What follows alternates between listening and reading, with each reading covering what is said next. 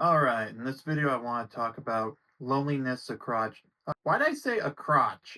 No, across different age groups. Yeah, I got thinking about this a few days ago. My mom mentioned that this elderly woman that she walks a dog for complained about being lonely. And honestly, it does have me thinking about that more with the whole loneliness epidemic. I wonder if I should tell my mom the loneliness epidemic is a thing. I mean, she does her social things. Like last night, she went to some kind of cookie exchange, I think. I pieced it together because I could smell her baking cookies while I was in my room. And the next day, I saw this whole container of various cookies that I think she has a friend who has hosted things like that in the past. Usually it was in December. I don't know why they did one in January, but more power to them. Yeah, that it can happen with pretty much any age group. So one guy I worked with at the instant gratification job some years back, he described himself as having been raised separated from other people our age. He was about 3 months older than me. And I remember he was trying to see this one girl that he was talking about when during the final days before he transferred locations. So yeah, in the 20s, now you see them a lot, you see your friends a lot less often as you get later into your 20s, especially if you end up having a family of your own. And then if you're now, I could probably see my friends more often because none of us have any girlfriends or wives or children to worry about. But even if you remove all that, there's probably still work and then other errands or other things to take care of. Like one of the guys from the Sonic the Hedgehog 3 group screening, I have known him quite a bit to have to cancel on things like that more often than not, which I don't fault him for it. I'm sure there's a good reason, but it makes it harder to plan things with him. Then there's the question of what exactly are you gonna do? I mean, going bowling, that costs money, like a solid $25 per person, and after the fee and then the shoe rental, and then when you start ordering food, that piles up. Going to see movies, yeah, 16.50 per ticket, so that's $33 for two people. I can only imagine how high it was for the not all nine of us. Of course, I was able to weasel out of paying out of pocket for it because I gave the bonus concession cards to the friend who bought the tickets as reimbursement, which actually came out to a higher value. Though another one of my friends would have paid for me and called it a birthday present. But yeah, 20s and beyond can be a bit lonely if you don't know what you're doing or if your friends are constantly busy with other stuff like work, grad school.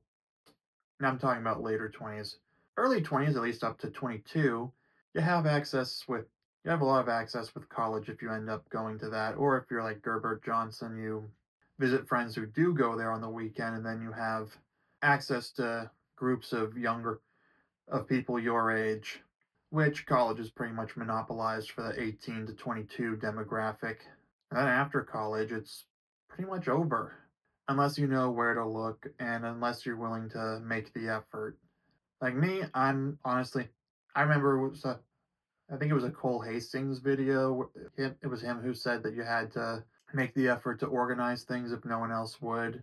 But honestly, after seeing how much back and forth there had been with who was coming to the Sonic 3 group viewing, I was like, this right here is why I only usually invite 2 to 3 other people to see a movie at any given time. Because if my friends want to put together a big group event like that, cool. I'm more than happy to be part of it. Where it depending on the situation. The only reason I two reasons I went to the Sonic 3 group viewing. One, it was my birthday, so I thought I'd do something a little nicer for my birthday than just stay at home and play video games. And two, I already saw the movie on opening night and I enjoyed it. I loved it. I wanted to see how they reacted to it. Yeah, normally, like when the organizer from that event put together a group viewing of the Knuckles series earlier or in 2024, which was 2 weeks after it dropped. But I wasn't going to wait 2 weeks because I wanted to, because it dropped the day before my trip to upstate New York. So I wanted to watch it before I left for upstate New York. Not to mention, even if I didn't have that, I still would have preferred to watch it the day it dropped just because I'm not going to wait around for my friend, for other people to see it. It's honestly one of the reasons I'm glad I'm single. I don't have to wait for someone else to have seen to be ready to watch it or to have time to watch it. I don't have to hold back from it. If I decide I want to watch something, I'm going to watch it, and no one's going to tell me otherwise. But if someone else really wants to do that, I'm not going to try and stop them or tell them not to. It's pretty noble, but it feels kind of cringe deep down, eh, out in my heart, which is why I wouldn't do that. That goes to show why I that goes to show why I might be a little dysfunctional. Anyway, getting back to the main topic of loneliness across age groups. Yeah, you can, yeah, after the college years, assuming you went to college in the first place, it's a lot harder to find it. It's still technically possible.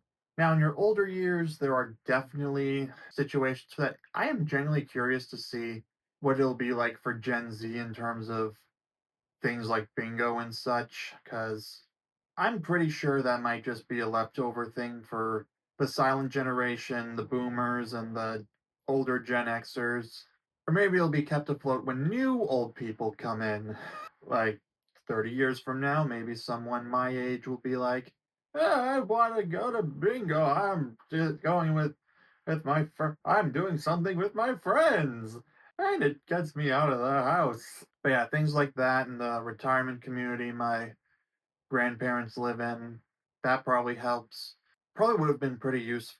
Probably would have been a good setup for the woman that my mom walks the dog for, because I don't know. I don't think I'm gonna guess that she is just not as accustomed to living alone like that compared to how I would honestly kind of enjoy it personally, you know? Okay, maybe I would get lonely eventually. Demean the I don't want to demean anyone who genuinely feels lonely. I guess I'm just easily annoyed to some extent now, which is why I prefer to be alone where possible. But it is also nice to have other people around. It is nice to have friends. It is nice to see family. But I can only imagine how it must feel because the woman that my mom walks the dog for, she's 95 now. Yeah, 95. I can only imagine how bad it must be because that's an extremely old age. Not that many not that many people make it that far. The thing with the young people, oh, to keep them company is eventually they have a lot of other responsibilities to do. Like they have to go to work, they have to pay bills, they probably have to also take care of their kids. It's kind of sad now that I really think about it.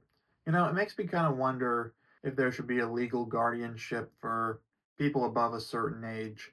Kind of like what Jason Statham said in the movie The Beekeeper about how elderly people are easier to target for scams like the one that the elderly woman that he cared about, because they don't have a guardian to keep them from doing something like that like children do. Or more people are going to be infuriated about a child being scammed compared to an elderly person because yes, they are adults. An elderly person is an adult who society has deemed as capable of making decisions. Though with the whole scammer culture, it honestly has me kind of rethinking that, or thinking maybe there should be some default legal guardianship. I'm not saying that the elderly have to start being shepherded around like children or anything like that, but some kind of system should be in order. And I know adult protective services is a thing because as I have a great uncle somewhere out there who was taken into who was taken to a hospital by adult protective services, and we our house phone is his emergency contact. That's actually how we found out that he's still out there.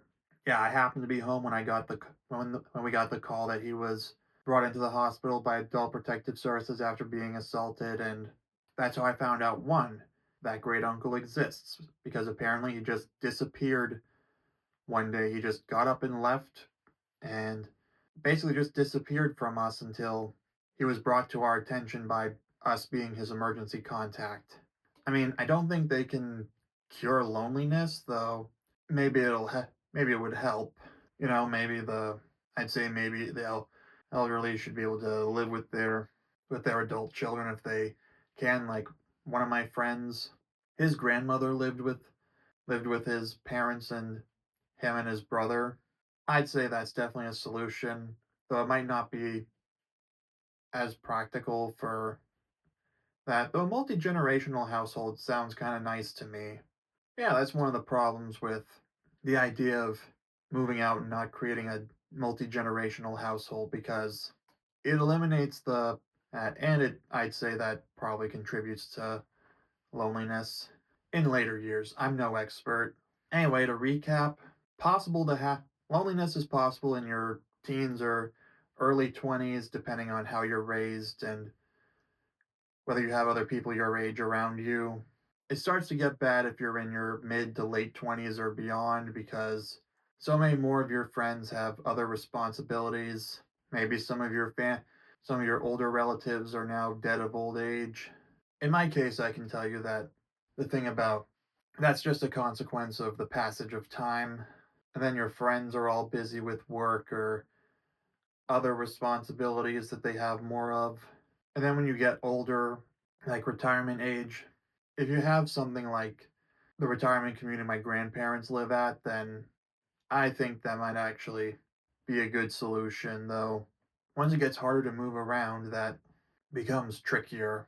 But yeah, let me know in the comments down below what you think of loneliness across different age groups. Give this video a like, subscribe for daily ones like this. This actually got kind of depressing to think about. I'll see you soon.